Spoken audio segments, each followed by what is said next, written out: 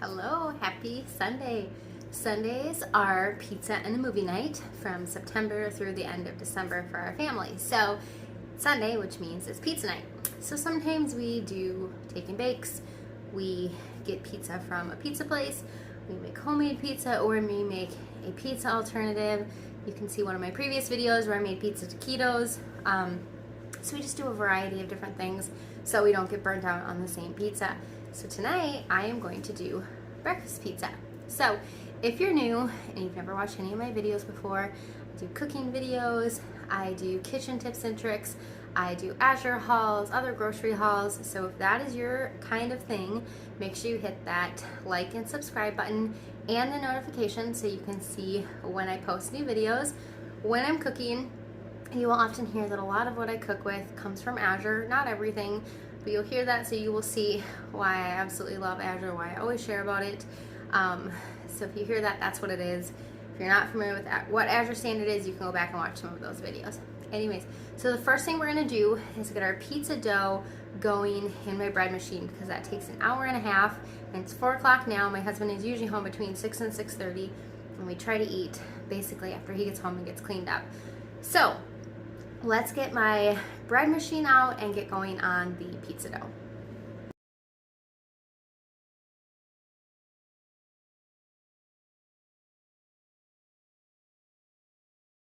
All right, I got my bread machine out. This is just an Oster brand one, and I actually have two.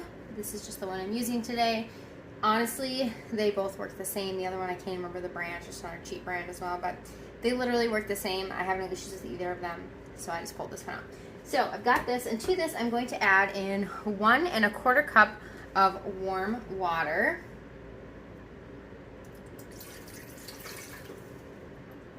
So most bread machines tell you to add in your liquids first, which I'm going to do with the exception of my sugar, only because once I add in my olive oil, I don't want to have to dirty another measuring utensil. So I'm going to add in just 1 tablespoon of sugar.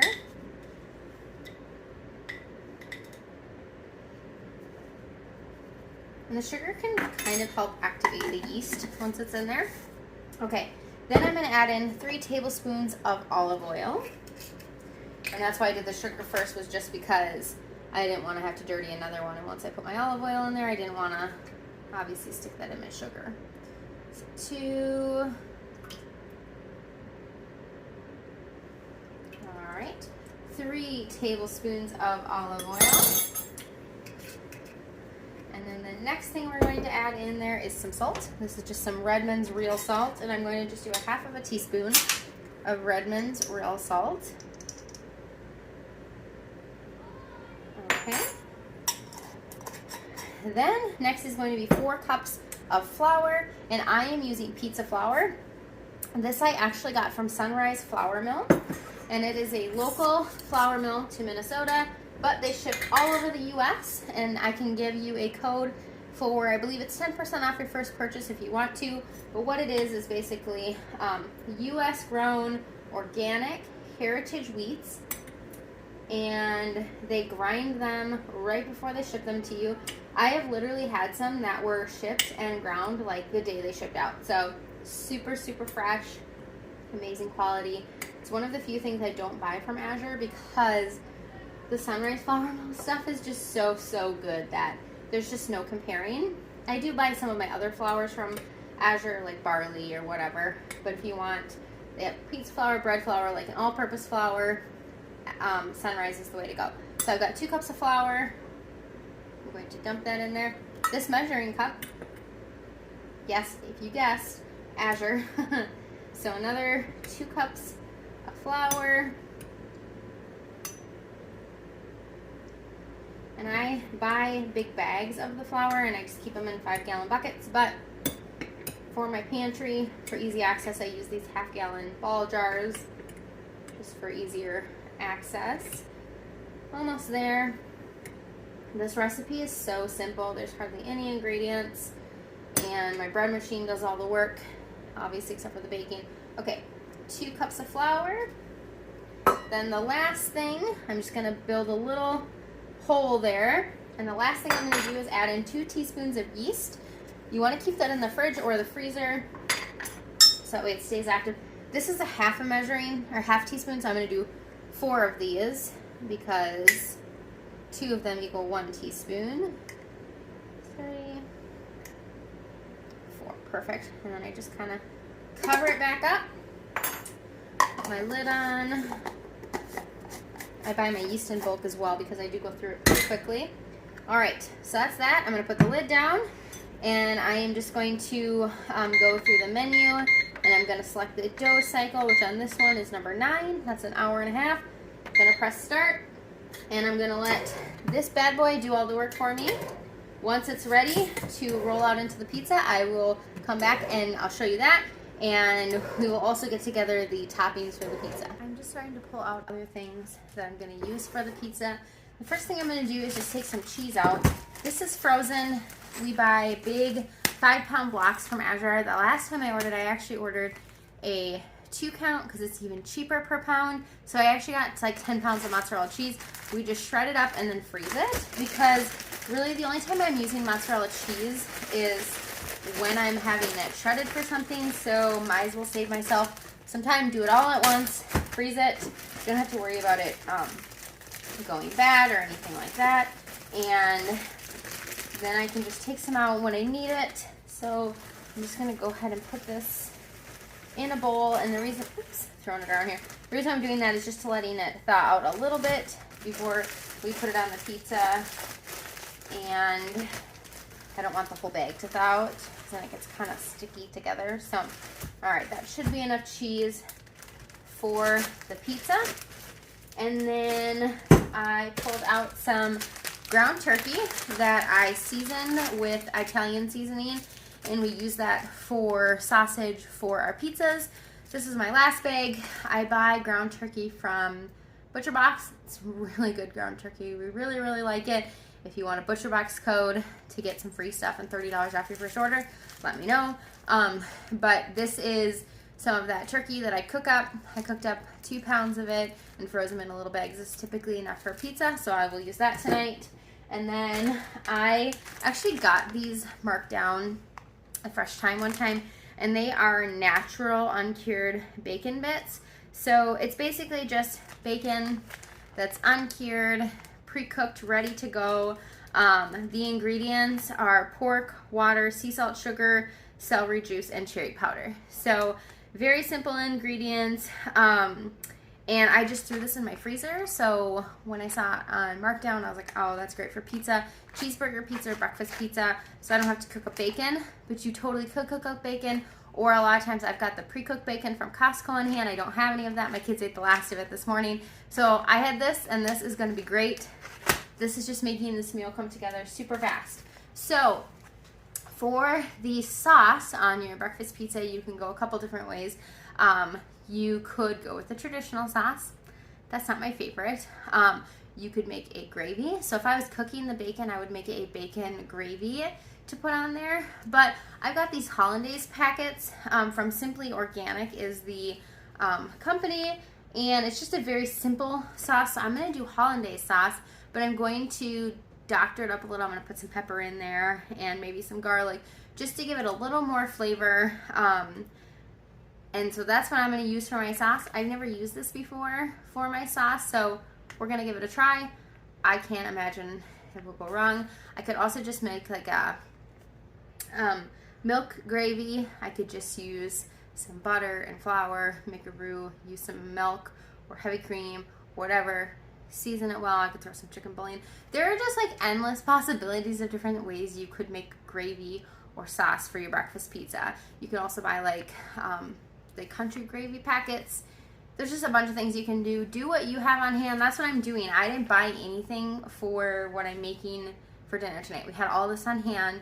That's why it's really important to have a stocked pantry, is you can make things from scratch, or maybe not from scratch, but shortcuts, and make a delicious dinner. So I'm going to put this cheese back. I'm going to let these thaw out. I'm probably going to take half of this out and let it thaw, and then I'll put the rest back into the freezer for a future meal.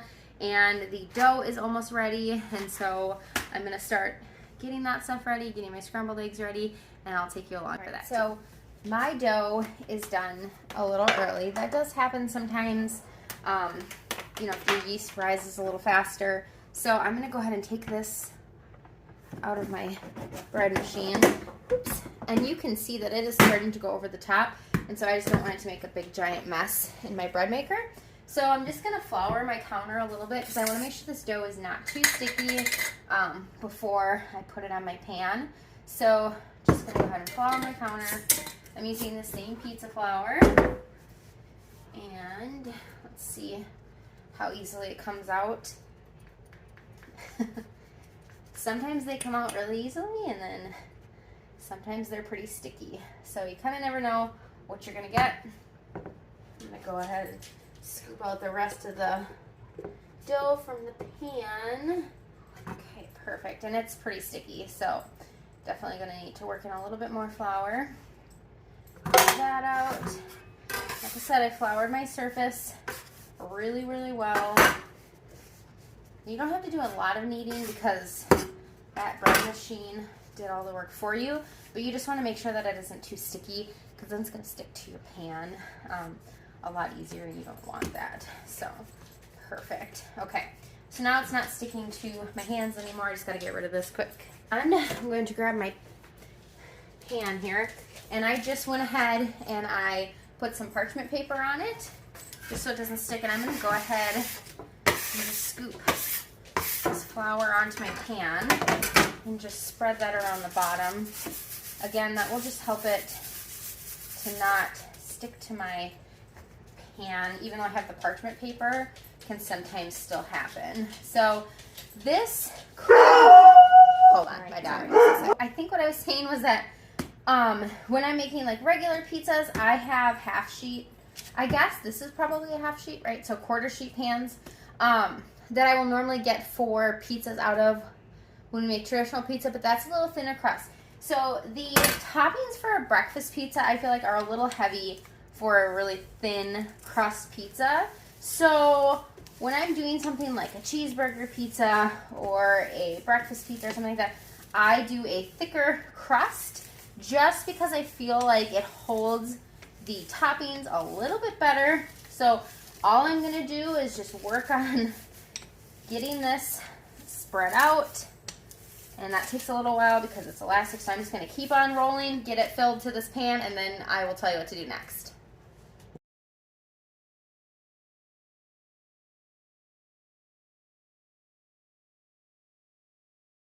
Okay, so you can see that I kind of made the outside of the crust a little thicker like you would on a store or like a, you know, Domino's kind of pizza, since we're not doing a thin crust. So just wanted to get the camera a little closer to show you how I kind of did that, so that way this is a little bit thinner.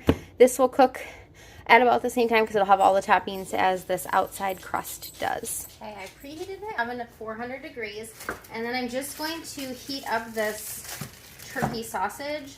And as you can see, it's still completely frozen, but as I said before, it's fully cooked. So we're really just waiting for it to heat up. Once it is thawed and broken up a little bit more, then I will add my bacon bits in there just to heat them up.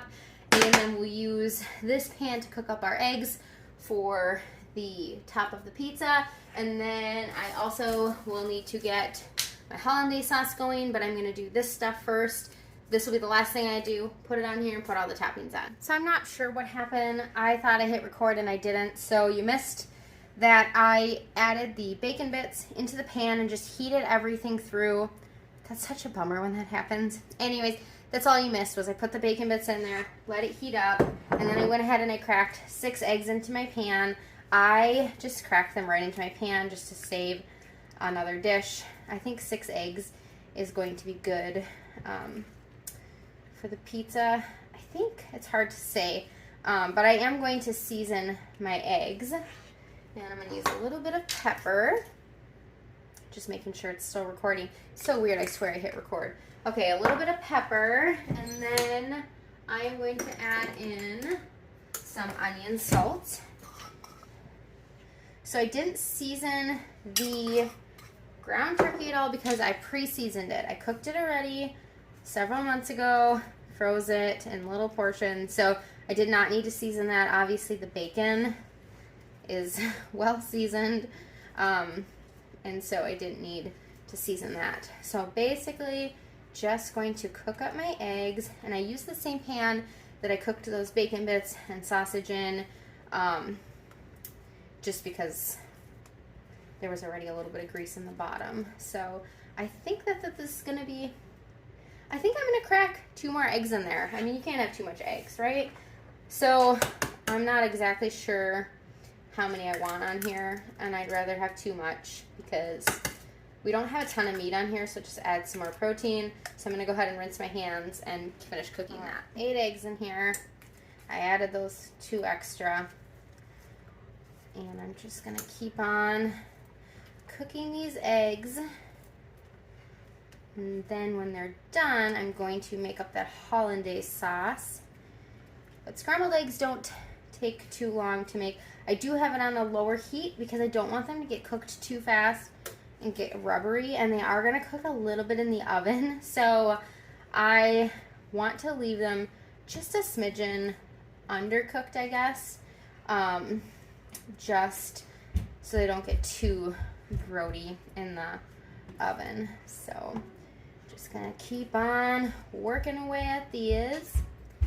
Have you made a breakfast pizza before? If you have, tell me in the comments. I want to know. I debated on actually making my croissant dough recipe and doing that for the bottom, but I just opted to go with my good old pizza crust recipe. Now, when I'm making a regular pizza, I actually put garlic and Italian seasoning right into the dough in the mixer, but I didn't want that flavor to carry through too much into the breakfast one because it is an entirely different meal, I think. And since I have Italian seasoning in my sausage, my turkey sausage, I just didn't want too much of that. So I opted not to do that, but you totally could. You could put some onion in with your bacon and sausage. You could do ham. You could do it with veggies if you wanted to, if you didn't want to have meat, just wanted the eggs. I guess I'm not sure that you could make it eggless because I think that would defeat the purpose, right? Breakfast pizza, I feel like you have to have eggs on it. So I am just going to keep working away at this. Like I said, I am purposely doing it slow and low so I don't overcook my eggs, and it'll be easier to stop them when I want it to. And then spilling all over here. When I come back, we will make the hollandaise sauce together. All right, my eggs are done and off to the side. Then I've got my little seasoning packet here that I'm going to use. And I just was checking. Okay. All right, so it's 1 cup of milk, 4 tablespoons of butter, and it says over medium heat whisk the packet with milk. So I'm going to go ahead and dump my packet in here. And you could make your own, like I said. All right, and then it's 1 cup of milk, which is 8 ounces, and I actually have some of these organic whole milks, the A2 ones, and these are from Costco, and I originally bought them as I always ask for snacks when I make a dinner. Okay, so shelf-stable milk, you don't have to refrigerate them until you open them. However, we have quite a few of them left, so I want to get using them before they expire in December, so this is a great way to use it. My daughter actually loves making strawberry milk in these, but I got 2 like cases of them, and so I wanted, oh, I have my whisk out already. I wanted to make sure that we get through them. So I'm just going to whisk the sauce mix and the milk together like it said to do. Turn my heat back up. Okay.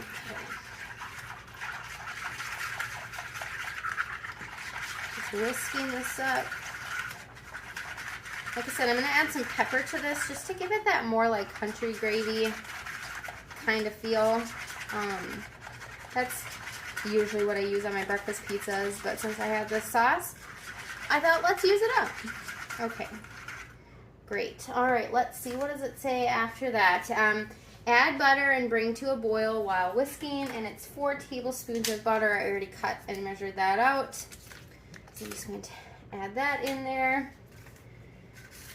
And my crust is starting to rise a little bit, so I'm trying to get going here. I don't want it to be too thick. All right, just gonna keep whisking this away. Once, actually, I'll just add my pepper in now so I don't forget. Add in some pepper because you would have pepper in your country gravy, so I just thought that would be a nice addition to it. Whew, almost made me sneeze. I am infamous for sneezing when I add pepper to things. All right, so I'm gonna keep working on this. When it comes to a boil and starts to thicken, then we are gonna go ahead and start topping our pizza. All right, that sauce is thickening, and while that's going, I'm just gonna go ahead and just do a little bit of an egg wash around the crust. Not 100% necessary. I actually don't even do this on our regular pizza, but we don't normally have this much crust because on a typical pizza I go thinner. So I just think it'll help give this thicker part of the crust a brown that will make it just taste that much better. You can see I'm dripping egg down. That's fine though, because it's all going to get baked anyways. That will just help brown that crust a little bit more, since, like I said, I don't normally go this thick, but because it's my breakfast one, the crust is a little thicker. So my sauce is thickened, and I'm going to go ahead and just drizzle some of that on there.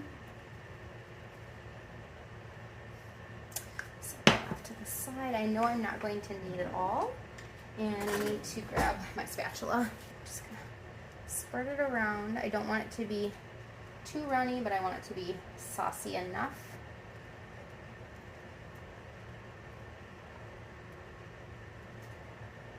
And it really, those edges being thicker really make it, keep it in there.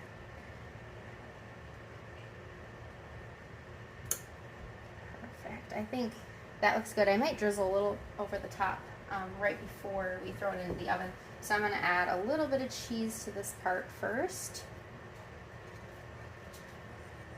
I'm going to need to get more cheese out. I underestimated how much I would need. Okay. Then I'm going to take my sausage bacon crumble and just put this all over the top. Okay. Then I'm going to grab my eggs. And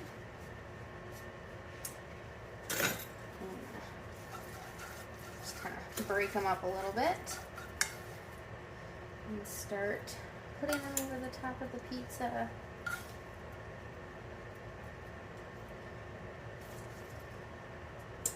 Greg, can you grab me the mozzarella cheese out of the outside freezer?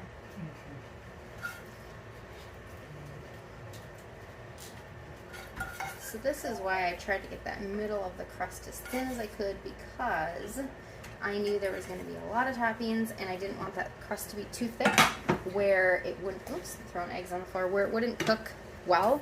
So this is perfect. My husband is getting me some more mozzarella cheese so I can throw that on top. I'll pick up this egg here. Thank you.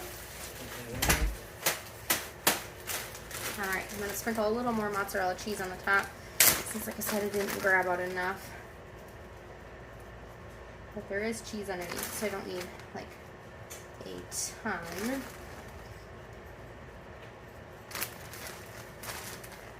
And I was going to sprinkle the leftover or more of the hollandaise on top before I bake it, but I actually think I'm going to wait and put that on top of it once it's done baking. I think that would be delicious. Okay, that's it. I'm going to put it into the oven. I'm guessing it's going to take probably at least 20 minutes to bake. I'm going to wait till it's all golden brown and delicious. That's it. It's all done. I just served it with some fruit and we watched a movie. Thanks for joining. Be sure to subscribe.